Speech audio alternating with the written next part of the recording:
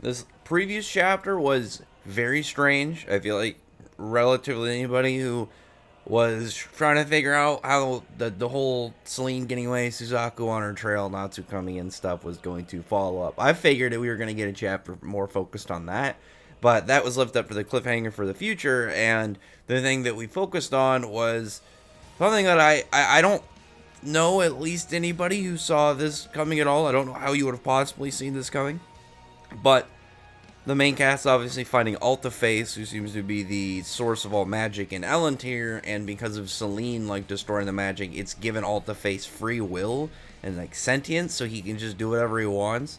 And this is a plot point that I have absolutely no full scale idea of what Machine was going with this, like where he's playing with this. It's very out of like it's super out of left field. Like everything involving this, it's one of those things like Machine has done before where it'll be, you know, a set story arc, stuff will be happening. You can look at something like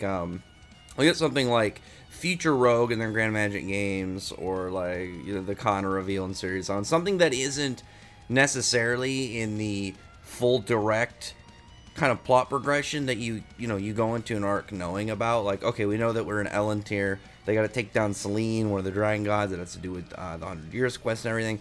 But then you have obviously an arc specific thing tied into it. Kind of like how, you know, they're going into Drasil, and then here comes Ferris in with a bunch of mind controlled and manipulated members of the Fairy Tail Guild. Something like that, where it's just, yeah, completely out of left field to come blindside you. It's obviously part of the story and part of what's going on, but it was one of those ones where it didn't have a whole lot of existing stuff to kind of foresee it and to gauge anything off it. All we really had was Wendy was realizing there's something similar about the hands to Face, and that was like saying how they must all be connected to something like an underground, some central point, which makes a lot of sense because I was thinking more of they kind of just like formed and sprouted, but like actually coming out of the ground, like, you know, roots, was not something that I fully anticipated. And I really want to know where Mishima is going with this. So one thing that I was thinking about, and I don't know if this is a coincidence or if it's Mishima scheming and I was able to at least figure out what he was kind of basing this off of, from the fact that it went from face to hands, and you have all these different faces all over the place, all these hands, and logically what's funny is there's obviously way more hands than faces. Face was on Ishgal, it was on a singular continent, whereas the hands seem to be all over Ellentir, like the planet entirely, just spread out everywhere. But it's one of the reasons, like, I'm wondering if Altaface is actually, there's only one, and he's the one spreading out across the whole planet, or if it's like there's multiple of them, because it physically it looks possible. Like if he's spreading up all that, those like, you know, weird flesh limbs are going into the ground, like the ground layer above him, and then they just keep spreading out like tree roots, continuously splitting off, and each one of those is continuously splitting off. Obviously, like, just based off of that idea, you could eventually like work up to, you know, the sum of the whole planet in terms of the range he can cover. But since he said that it was like he's the source of the magic and it's not like one of many, I would guess there's only one. But what I was referring to, and for those who see the edit and know what this is, so there's a thing in, I believe, Greek mythology called the Hecatoncheires, which are like these giants that were enslaved by the gods, and they have like 50 heads and 100 hands. And that's one of the things I mentioned, why I mentioned that it was funny that there's obviously way more hands in the whole setup than faces. There's around 3,000 faces, but I'm willing to guess, like, just from the hands, we see like a handful in like a general shot looking over like some towns and some some mountain ranges and stuff, and we're seeing a whole bunch of hands everywhere. And think of the whole planet, that's going to be way more than 3,000. So I don't really get what Mishima, like, at least right now, like, I don't entirely get what Mishima's full-scale plan is, and like how this character is going to be involved, because obviously now the cast has to deal with Altaface. Altaface has this like weird thing about like wanting to destroy the world, and I like saying how it's like very ugly and unsightly, and how he needs to kind of like just erase it, and then I would guess kind of like start over, like just some form of full reset cleanse. That's at least from what I'm picking up of his whole like layout. But he could also like, I'm willing to bet that the main cast is going to try and talk to him, because if he's the source of magic, they can't just destroy him. But they have to figure out a way to help him, because I guessing based off of just the dialogue that he's at right now, and that he's only doing this recently, going on these rampages, is that it's something that is due with recent reason in mind, like something about events nearby has really enraged him and really upset him. So that whole setup, I wish just as a side note, I wish that there were way more panels of face, so I could have used it for all of these. But like, there was not nearly as many different shots and angles as I could have used. I used like a couple, and I think it still looks fine. I would have loved to have all of them in there. But either way, the whole current setup and layout of obviously having to take down Selene, it's escalating even more so. And that's one of the things I've really liked about Selene's activity in the arc. It's kept her really, like, it's kept her from really just kind of like seeming like a character that, yeah, we'll get to eventually. It's like, no, she's been active. We're finding out more and more reasons to kind of like pay attention to her character and why people need to take her down. It's not just that, oh, she's an enemy, she's dangerous. She's causing all these problems for this entire other world. Now, like, the magic itself there is all messed up because of Selene. Like, actual personified apparent embodiment of magic is in a bad mood, in a bad spot, all because of Selene. So her whole defeat spells like it's like defeating Acnologia, like, to a degree. It's just like, yeah, getting him out of the way is going to be a relief for everybody. It's not just like an enemy within a certain area or something. It's like, no, this is an enemy for everybody that they're getting dealt with. Especially when you see her like messing with a planet in a completely different dimension when she's just starting to get serious. It's like, yeah, she's definitely like a calamity that just does not care about the well-being of anybody. Like, she's out for herself. And I'm guessing the only other people that she gave any form of care about were her sons. And if she had any daughters too, we don't know anything about that yet. But I know I've rambled more about the idea of Alta-Face. Maybe I'll have that be more of an Alta-Face video. And I'll have to think more for the next chapter predictions. But I really just see the next chapter giving that full focus on Alta-Face, telling us about Alta-Face and what its plan is, what the main cast is going to do with it. Maybe peer over to see a little bit of Selene and Suzaku. I just want to see where Selene is, because that was one of the very intriguing things about the previous chapter, is that it was noted Selene isn't in Elantir anymore, so she went somewhere completely different. We don't know if she's in Edolis. We don't know if she's in Earthland, Elantir. We know she's not in Elantir. That's the only one we know she's not.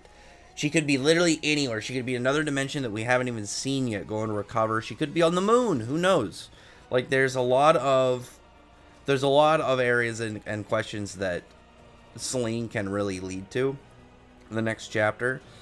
But I'm willing to bet that a lot of it's going to focus on Alta-Face, just because this is clearly like a big plot point that is going to play a heavy role in this arc.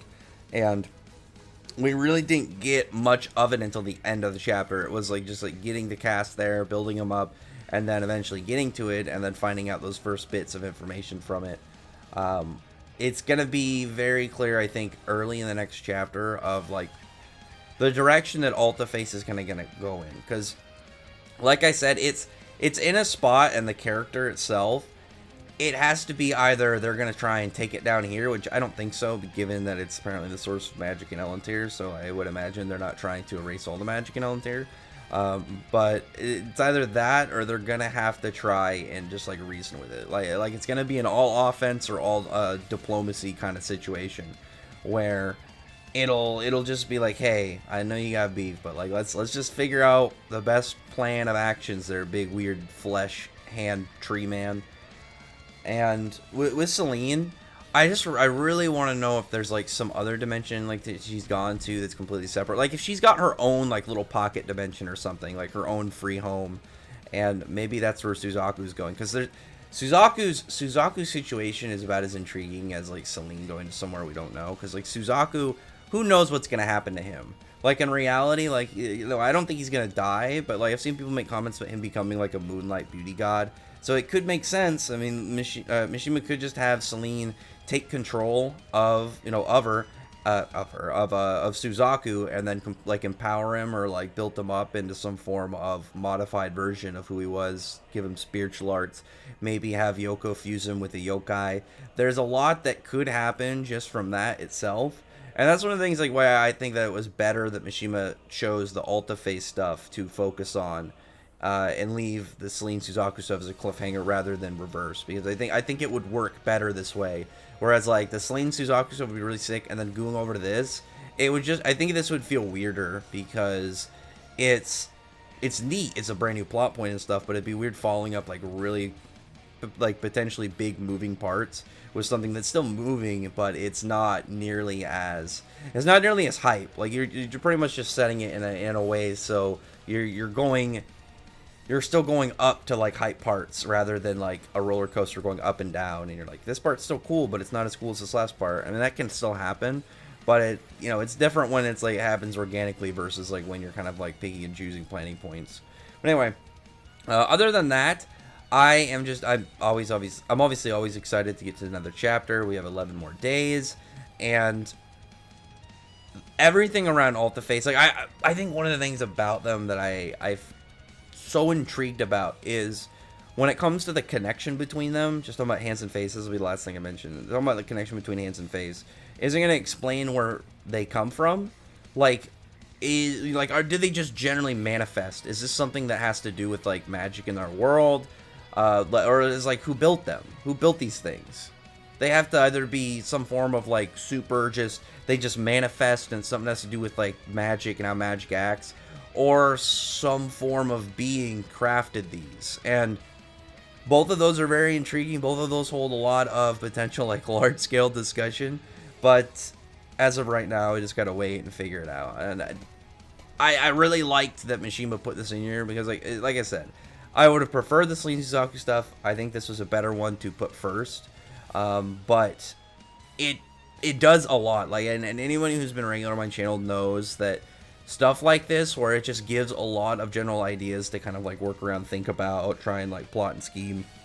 I love those. I'm always hyped to find out more stuff that will make me think about what's to come next. Like stuff that's just badass is awesome, but like when we get lore and just general like information stuff like this, it just gets me intrigued, because I have to figure, okay, well, how does this connect? How's this going to work? Where is this going to lead to? What could this mean for like anything adjacent to it? Are there things adjacent to it that could get like expanded on? It kind of like, start getting to the point of Selene, and then we find out Selene directly influenced Edelus, and that made Edelus way better in my opinion, just from backtracking and then thinking about like how that connects it to a larger scale story. So like stuff like that, always hyped for, and I'm always looking forward to seeing more general widespread kind of information, widespread kind of connecting points, and things that influence the large scale story in a good way. Kind of like another one is when we found out that male dragons don't raise their young, and then how that clearly added a lot more emotional weight to like Natsu and Ignil's situation. But anyway, other than that, though, comment below, thumbs up the video, but from the like button, subscribe button, and check out my other videos. Better than that, I appreciate everybody's already subscribed, and thank you all for listening. Bye.